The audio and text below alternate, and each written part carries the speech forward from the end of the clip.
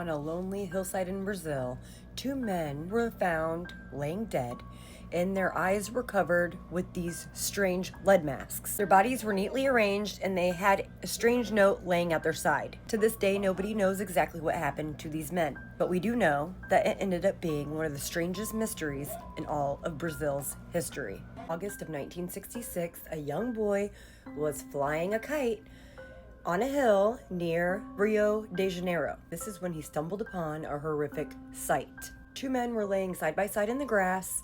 They were dressed in formal suits and raincoats. Each man wore a lead mask that completely covered their eyes. There were no signs of a struggle, no wounds, just two lifeless bodies in a mystery that remains unsolved.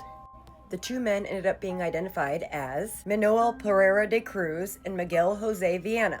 They were both electronics technicians. But the strange thing is about this whole entire situation, days before their deaths, they bought raincoats, these lead masks, and a bottle of water. Witnesses would say that these men would seem very anxious when they saw them.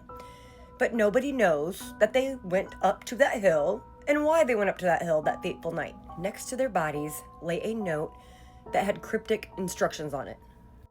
It read, 1630, be at the determined place. 1830, ingest capsules. After the effect, protect metals. Await signal mask. What capsules? What metals? And what fucking signal exactly were they waiting for? Theories, of course, are running wild at this point, but the most intriguing one of all was, were they dabbling some type of crazy scientific experiment that they shouldn't have been dabbling in? Were they trying to harness some type of energy beyond you and my understanding?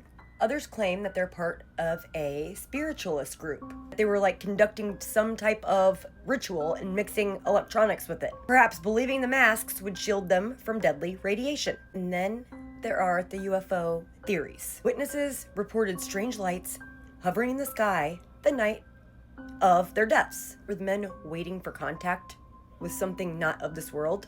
Or were they tricked into taking these poisonous capsules and they were manipulated by somebody? No capsules were ever recovered. Toxicology reports were inconclusive, and the masks themselves were handmade, cut from sheets of lead, and that remains the most haunting clue of all. More than 50 years later, we're still scratching our heads, wondering what the fuck made these guys unalived.